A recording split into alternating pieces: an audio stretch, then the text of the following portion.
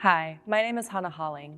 As a peer mentor at Equip, I work with patients every day who are navigating eating disorder treatment and provide living proof that recovery is possible. Something that comes up during eating disorder treatment a lot is the concept of body checking. This topic is often misunderstood, and learning more about what body checking really is can help you stop a harmful cycle. So what is body checking? At its core, body checking is when someone uses a series of compulsive behaviors to analyze the size and shape of their body.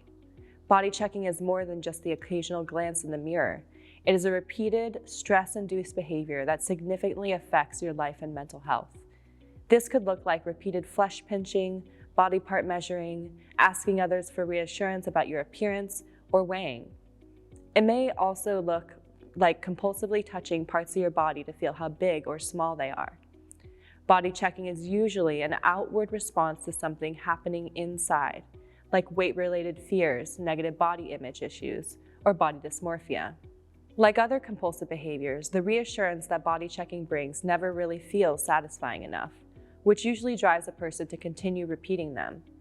This is why body checking is often thought of as a vicious cycle. So how do you know when body checking is starting to become an issue?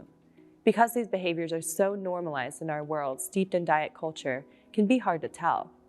The best way to determine what's not normal is to consider how much space and time it's taking up in your life.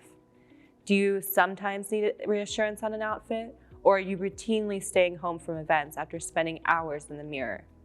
If you find yourself having frequent, overwhelming urges to body check, that's a strong sign that it's worth looking into what's going on and the possibility of an eating disorder. While it's not always the case, body checking and disordered eating often go hand in hand. Body checking is typically rooted in a person's obsession with how they look. Eating disorder behaviors are how someone takes action on these ideas, typically through restricting, binging, or purging. Body checking can also be a way that eating disorder thoughts manifest themselves and perpetuate the eating disorder. For example, the eating disorder might drive someone to weigh themselves repeatedly. That person might then punish themselves for what they see by skipping their next meal or overdoing it in the gym. One of the big impacts of body checking for me was how it took away from my ability to stay present.